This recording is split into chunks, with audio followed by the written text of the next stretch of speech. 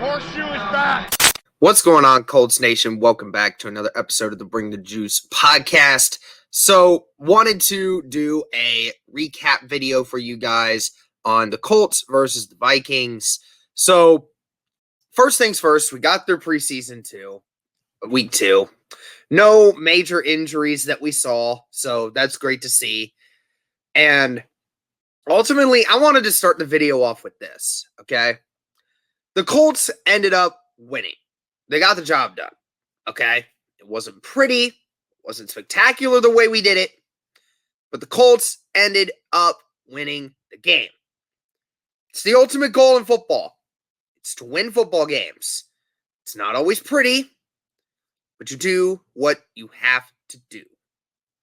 And ultimately, the Colts did that. So, with that being said, let's break down this video real quick. So, before I even get into the players, I do want to say that I felt the play calling was a little bit conservative, if I can make sense of that.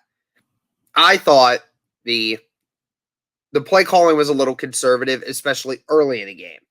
Okay, there really wasn't many deep shots taken, both by Ehlinger and by Eason. Eason had a few throws that were 20 yards down the field, but not very many. Thought that the Colts could have tried to open the field up a little more, especially early in the game, but apparently Coach Reich had other reasons.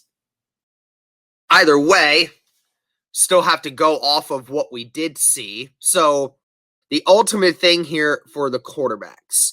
So, I'm not going to really talk too much about who has been better this preseason. Both of them have had their weaknesses. Both of them have had their strengths. And I think we can all agree that after this game specifically, neither one of them has really jumped off the board as to who is better. Ultimately, when we look at this game specifically, Eason, 16 of 27 for 132 yards. Sam Ehlinger, and that was also Eason with the second and third stringers in, okay? That was the second and third stringers. Sam Ehlinger, 8 of 13 for 70 yards and 2 interceptions against the first and second teamers. Now, granted, the 2 interceptions that he had, I know the first one was tipped, and that ball sailed, and it was too high for Paris Campbell. Now, in the second interception, I said it on the live stream that it was clearly pass interference that was not called by the officials on the field. I believe it was either Doolin or I think it was Doolin that was on the field and that ball was thrown to. Doolin was hit immediately before the ball even reached him, and it bounced off his shoulder, and it went up into the air again. The tip drills yesterday were just terrible for the Colts. So, take with it as you wish. You know, even if you want to give semi-blame to Ehlinger, nevertheless, for the 2 interceptions, you know, it was tight coverage both times throwing it into those guys. So, again, nevertheless, Ehlinger did not look great either. We're also getting into the issue of, you know, both of these quarterbacks have yet to throw a touchdown in 2 preseason games. These two have shared all the snaps. There is not one touchdown that's happened outside of a rushing touchdown by Sam Ehlinger in the first game. Actually, it wasn't even a rushing touchdown by him. It was a QB sneak for Ehlinger. But nevertheless, there is yet to be a passing touchdown from either one of them. That's not going to separate either one of these guys. You know, I think that Reich is right when he says that, you know, neither one of these guys had a good day. Both of them said they didn't have a great day, and that's apparent. And, you know, when you're looking for a guy to potentially take over for this team, if Wentz were to go down again, or if Wentz were to actually not play the first week or two of the season, a game like this does not give you any more confidence in a decision moving forward, knowing which guy actually is better than the other. So we will just have to see in the week 3 preseason game what else happens. We'll have to see just maybe who else steps in. Maybe Eason gets the reps with the ones, and we'll see if, Eason does better.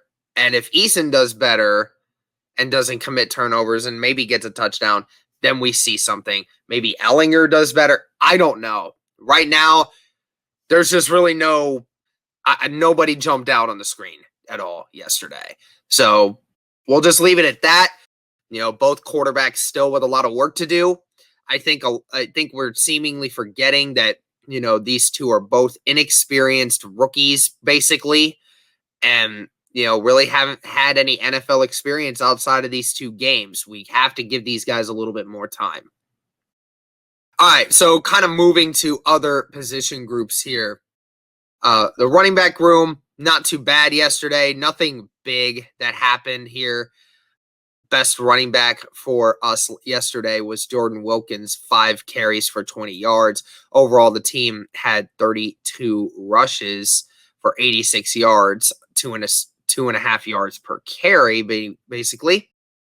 But the bigger news was the receiving group and the offensive line group. So, after this game, Desmond Patman, Zach Pascal both having 4 receptions.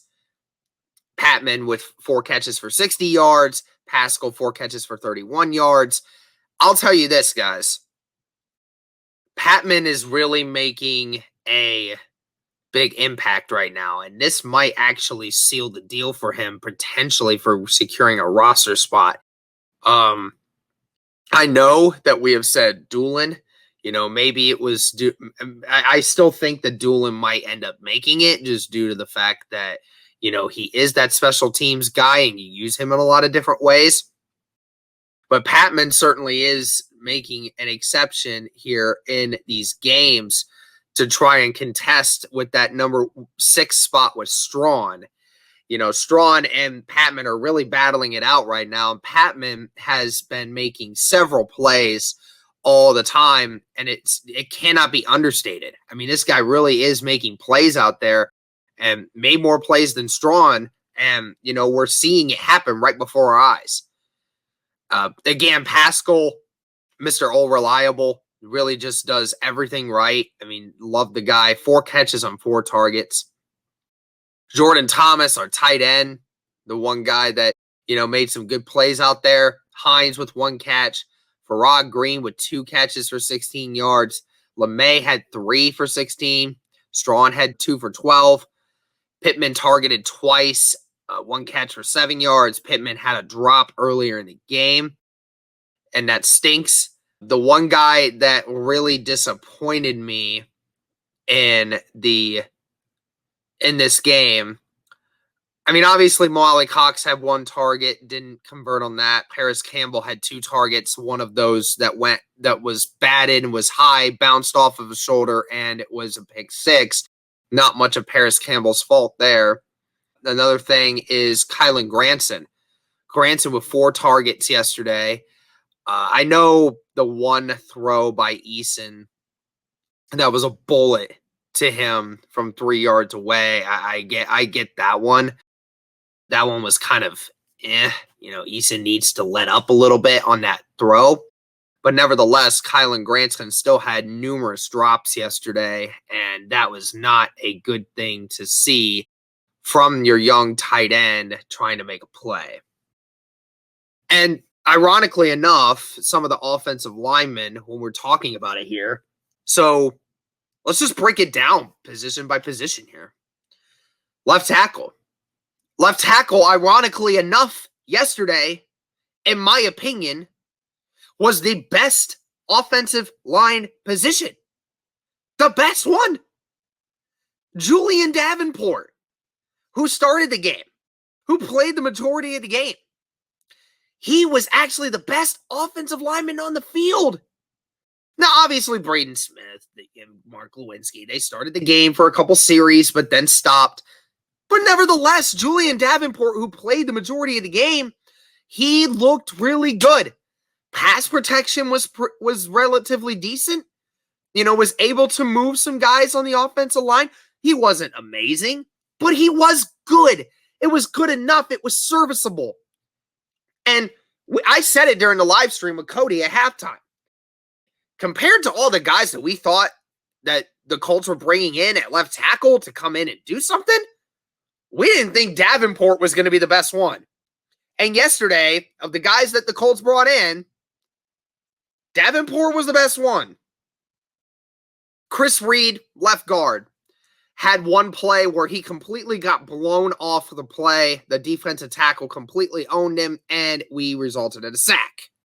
Chris Reed, besides that, was relatively good, but then again, Chris Reed did allow a sack in that game. Joey Hunt obviously had some issues with Ellinger in the snap category. I still think Hunt is trying to become a serviceable center.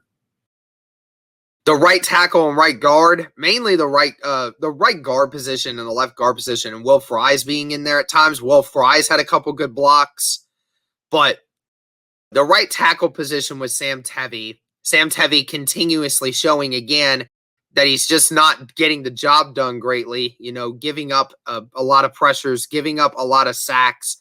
Sam Tevi just really still struggling right now. So overall, again, when you looked at the whole thing, the left side of the offensive line, ironically enough, was the best side. Ironically. So, congrats to Julian Davenport. Congrats to Julian Davenport for playing a very solid game and basically giving up maybe a few pressures, but not giving up sacks on that side. Congratulations to you. That helps. That shows. It really starts to... The Colts will start looking at the film more, but from my eyes, Davenport did an okay job. And then when you look at this defense overall yesterday was phenomenal. Gave up 3 points. Worst play they gave up was on that scramble by Mond to the right side, and they had that one receiver lose his spot out there, and it was that 32-yard pass to Chad Beebe, and that was the worst play they gave up all day. That was the worst one, and it put them in field goal range. Outside of that, you look at some of the tackle leaders here. Curtis Bolton, a guy that I didn't even know was really on the roster and was making some great plays yesterday. George Odom had 4. Bobby Okereke had 4. Matthew Adams had 4. Julian Blackmon was out there early on in the game and was making plays. Great stuff there. You looked at the sacks yesterday. You looked at it. Al-Quadin Muhammad had half a sack. Andrew Brown had half a sack. And those two combined. Kwity Paye with his first sack, and it was his only tackle of the game. Kwity Paye with his first NFL sack. Great job off the left side. Just had a nice power move off the edge and made a great play. It was great to see that. Congratulations to Kwity Paye on that. And of course, Ben Banigou with 2 tackles, had 1 tackle for a loss, even though it felt like Ben Banigou had even more than that. He did have a QB hit. It felt more like Ben Banigou was everywhere on the field yesterday. Had 1 missed tackle that would have resulted in a sack.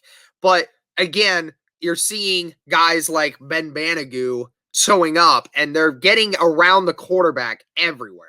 Now, I get it that some of these guys are not starters. I get it, but he is getting to the quarterback consistently against guys like that.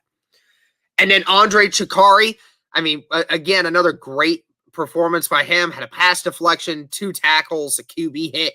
That guy was everywhere on the field yesterday. So, again, this Colts defense, has really still been dominant. Has only allowed 1 touchdown in the 2 games that they've played, even with the backups being in. These guys are playing fast, they're playing strong, they're playing physical, and they're playing with some passion, man. And Curtis Bolton was the passion on that side of the line yesterday. He was everywhere. So overall, it was a really great day from the defense. There was good job by the defense in stopping the run. Ironically enough, I felt like they could have done better on the running backs. I didn't know what was going on there. Amir Abdullah had almost 6 yards a carry, and AJ Rose Jr., 6 carries for 10 yards. So when they were facing Abdullah, they were struggling. But nevertheless, I thought they were okay. So, and great to see from the special teams, too. Eddie Pinero, 3 of 3 with a 50-yarder for that. And Rodrigo Blankenship with a 47-yarder yesterday as well. Colts kickers continue to just be great. Pinero had the issue, though, with the kick out of bounds on kickoff. But nevertheless, for the field goals, they looked great. So overall, what I take from this, guys, is the offense still has some things they need to work on, especially with the quarterbacks. But overall, the defense looked really good yesterday, looked very solid, made some plays, and capitalized on their mistakes. And the offense just needs to continue to work more with these quarterbacks. They will figure it out. But overall, Colts get the victory. Hope this recap helps you guys. Thank you so much for the support. Let us know what your thoughts on this game. And as always,